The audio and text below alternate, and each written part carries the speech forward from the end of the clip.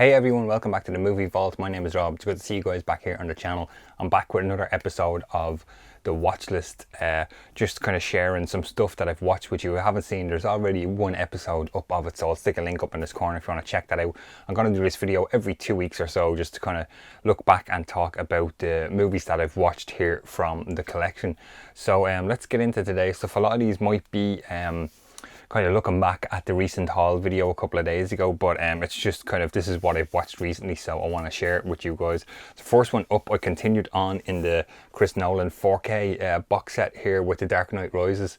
Fantastic looking movie on 4K, really looks well. I talked about Batman Begins and The Dark Knight in the first episode of the watch list, so yeah, The Dark Knight Rises I believe had the most IMAX footage shot out of the Dark Knight trilogy, and yeah, really looks well in 4K. These do have different audio. This box set has the DTS HD Master Audio 5.1 surround track. Now some of the Dark Knight trilogy that I have here separately on different Blu-ray releases have Dolby soundtracks, but the DTS works nice. Nice surround sound mix off of these, and yeah, can't speak highly enough of that the Dark Knight trilogy. Batman Begins is the weak one out of the three of them, in terms of not like story or anything, but just in terms of 4K, like it's just not, it doesn't look as good as the other two, you know, as blunt as you can put it. But yeah, Dark Knight Rises was the first one up that I watched here. Next one I checked out, you guys might remember a while back in a haul video I showed you the Stanley Kubrick box set that I got with a couple of 4K and the Blu-ray and stuff. So I finally started getting into it. So I watched the I haven't seen a lot of Kubrick's movies, so I sort of thought I would dive into the documentary for Stanley Kubrick, A Life in Pictures. So you might be able to kind of see in the glare there, there's kind of like some nice glossy here on the really nice booklet here, and there's the DVD in there. Really fascinating. As I mentioned, I don't know a lot about Kubrick, and I decided I'll watch the documentary first, and then get into his movies. I think out of that box set, I've only seen 2 or 3 of the movies that's in that Kubrick box set, so I'm looking forward to getting into them more at some point.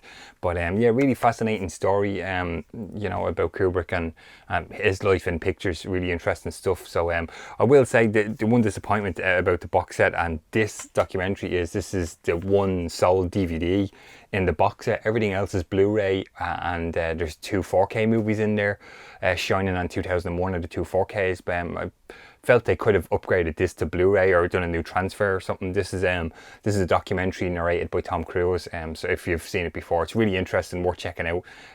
So yeah, I watched that before I get into the rest of the movies. Next one up that I watched, again, this was in last month's haul, Who Framed Roger Rabbit, the Blu-ray. This is an anniversary, let me check, 25th anniversary, underneath the slip there. Really cool, holds up well, looks fantastic on Blu-ray, and there's a nice audio mix on this. What's this? DTS again, 5.1 surround. Nice stuff. It's, remember this, really enjoying this as a kid, and yeah, still comes through today. Really nice, nice transfer on that one. Next one up wasn't a physical media streaming stuff. I'm going to talk a little bit about streaming stuff here in this episode of the watch list. So you guys might know from the channel, a big wrestling fan since I was a kid, so I've been watching The Undertaker The Last Ride series on the WWE network. So that finished up there, I think last week. There was 5 episodes, basically the journey of The Undertaker and his decision to retire. So that's really cool. If you're into wrestling, I recommend checking it out. It's on the WWE network, and that was the next thing up I watched. Next one up was Jaws 4K. Absolutely fantastic. This is really cool. There's the 2 discs in there, 4K and Blu-ray. This after watching this has really quickly become a recommendation of what 4K should look like, especially with older movies. The transfer is fantastic, unbelievable looking, really well done. 2160p, Dolby Vision, HDR10, HDR Plus, 10 Plus, everything is on there. Fantastic Dolby Atmos / True HD audio mix on this. I believe they've done a new audio mix for the Atmos, and sounds fantastic. And there's some cool bonus features on here. The making of Jaws, the shark is still working. Jaws the Restoration, I still haven't gotten through all the bonus stuff yet, so still making my way through all of that. But yeah, fantastic looking picture, fantastic looking audio mix on this, so really well done by Universal on this release, Jaws 4K. I highly recommend, if you're a fan of Jaws, check out the 4K release if you have 4K playback capabilities, really well done. Next one, I don't actually have the disc here. It was a review when I watched The New Kids. I did do a review on the channel, so link up in the corner if you want to check out that. That was the next one up that I watched. So yeah, check out my review video of that one to see what I thought about that. Next one, we go back to the Nolan 4K box set. So next movie up in here was Inception. I love Inception. Fantastic movie, great idea. I love the whole concept of the movie. 4K.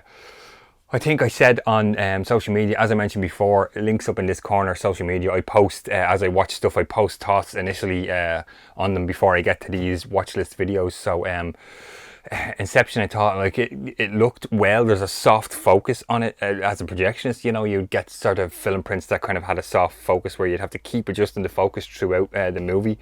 I felt some parts of the movie had a soft focus. I'm not too sure about the IMAX in Inception. I want to say there was footage shot on IMAX cameras and the IMAX format, but there's no, you know, in the Dark Knight trilogy, you get the 2:3:5:1 scope aspect, and then it pops open for IMAX and it comes back down, the black bars. I didn't notice any of that in Inception, so I'm wondering, is the IMAX footage shot, if there was any IMAX footage shot at all? I could be mistaken in saying there was, but I think there was.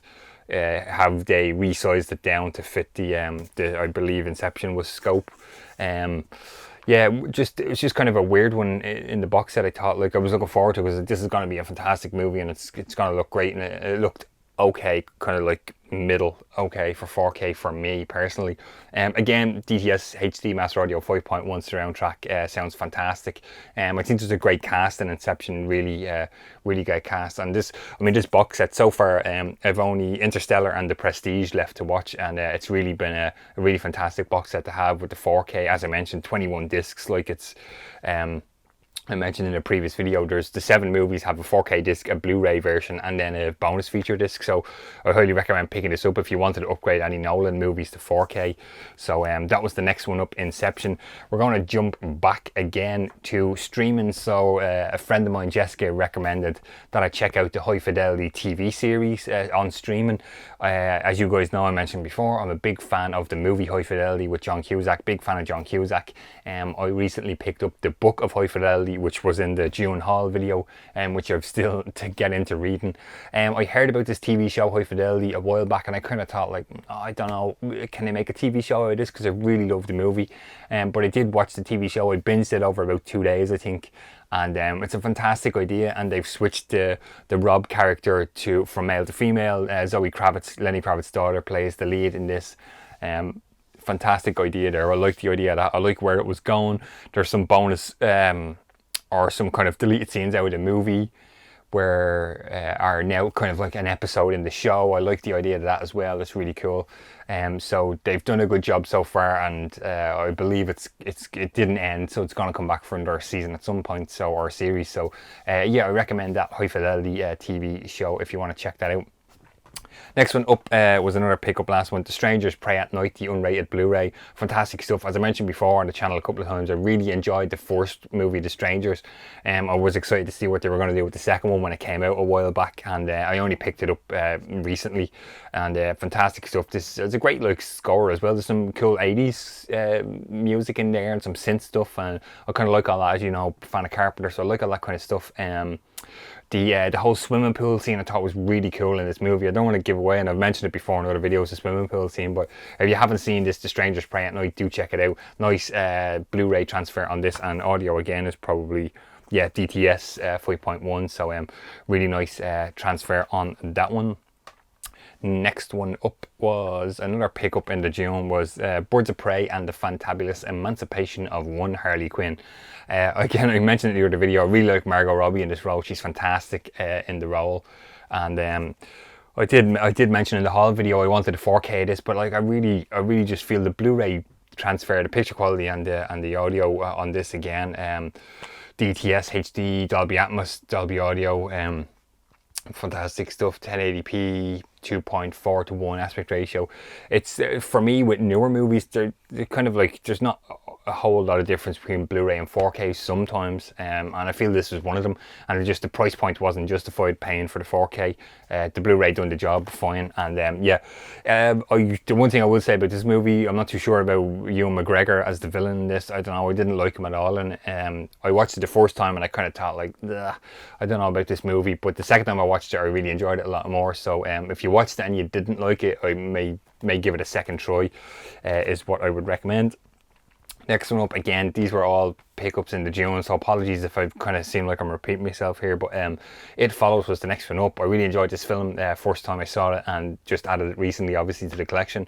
Nice 1080p transfer here, and again this DTS mix on this. I like the idea. This is really cool. I actually bought the soundtrack of this on vinyl, which just arrived this morning, so you'll see that in next month's haul video. But really cool. Yeah, really like the idea, and it's pretty creepy. Yeah, fantastic. If you haven't seen it, I recommend checking this out. Directed by David Robert Mitchell. Next one's up. Where am I? Sorry, I'm just looking at my list here of stuff I watched. Again, this was an upgrade. Back to the Future trilogy from DVD to Blu-ray. I watched the trilogy. The 1080p looks fantastic. Really, really great transfers on these. I'd love to see these in 4K. I'd say they would be, they'd look unbelievable. Again, with the DTS master audio tracks, really great. These movies are super. I really enjoyed them since I was a kid, and I feel the third one is a little bit like, I don't overly enjoy the third one, but if you watch them kind of, I think I watched these over like 2-3 days together. They really kind of join together really well. So that's pretty cool there. So I don't know anybody who hasn't seen Back to the Future now, but if you haven't, do check them out. They're fantastic. And this is kind of this kind of thicker Blu-ray box set. I got this cheap in a sale. So 30th anniversary trilogy. Yeah, fantastic stuff on that one. Next one up was a stream, and again we had this in the horror festival in the cinema I work in last October, and I kind of missed out on seeing it. This is Scream Queen, My Nightmare on Elm Street, I believe is the story. It's the story of the Mark Patton, the gay actor out of Nightmare on Elm Street 2, and his kind of story and struggle with the film and everything that sort of happened to him. I was really interested in seeing the documentary, and I didn't get to. I got to see it now. This one's on streaming, so I do recommend checking that out if you're into horror stuff and Nightmare on Elm Street. It's really interesting. His story of just basically his story of being an actor and getting the movie, and then kind of the fallout and everything after the movie. Really interesting stuff. Next one, back to the kind of new pickups. Beverly Hills Cop 3-movie collection, upgraded from DVD. I've watched 1 and 2. I have to watch 3. 1 and 2 look really cool. Nice transfer. Again, DTS, Dolby Digital, the usual suspects here on them. I will mention that rewatching them now, I'm talking about them here now. I really enjoyed the first one. The second one, the first one was directed by Martin Brest, and the second one was directed by Tony Scott, and I really feel that Tony Scott gets the action stuff down really well. I think he does that, or did that really well. And I kind of feel when I watch them now, 1 and 2 are like two completely different sort of maybe not even tones, but you can just see 2 as a completely different movie from 1, where they could have just rehashed 1. I feel 2 is kind of a Tony Scott movie. Kind of feels like it goes off in that route, if that makes sense. 3, I don't remember overly enjoying when it came out, and I was actually surprised to find out John Landis directed it. I don't even remember that at all, to be honest. Was 3 like in the early 90s? I can't remember, but 3 is the next one up out of the box set. And to kind of wrap up here in the watch list this month, again, you guys saw in the haul video, I picked up the 13 seasons of It's Always Sunny in Philadelphia. I really loved that show, and I just wanted to have them on physical media. So I've watched season 1 and 2 already. I'm on 3 just to rewatch. They're so funny, but they're quite offensive to in everything that's going on this time period. There's a lot of stuff in here that would probably be quite offensive to some people. I like the show. I think it's funny. This was season 1 and 2 is in one kind of box set with the 3 discs in there. So I've watched season 1 and 2 on the great cast. I really like all these guys in there. Fantastic stuff. So that kind of wraps it up for another episode here of the watch list. As I mentioned, just kind of sharing stuff that I've watched recently instead of always talking about what we buy to add to the collection. I have stuff sitting here in the collection from years ago that I bought and never watched, so I'm actively trying to get through. I have a list of stuff I bought and never watched, and I try and tick stuff off the list as I go along here. And especially with the watch list now, this series I'm trying to do, it just makes me want to watch stuff that I've bought and never watched, so as I can talk to you guys about it. So that wraps up another episode here on the channel. If you like it, of course, please give it a thumbs up. Don't forget to subscribe to the channel, and if you haven't already, please consider hitting the bell to get notified every time I post a new video. As I mentioned, social media up in this corner throughout the video, I'm pretty active on there, and I do post stuff as I watch. If you're interested in finding out what I'm watching quicker than waiting every 2 weeks for these videos, do check out my social media. I talk about the stuff on there, you know, other stuff, what's coming up on the channel. Thanks everyone for watching, and I will talk to you on the next video.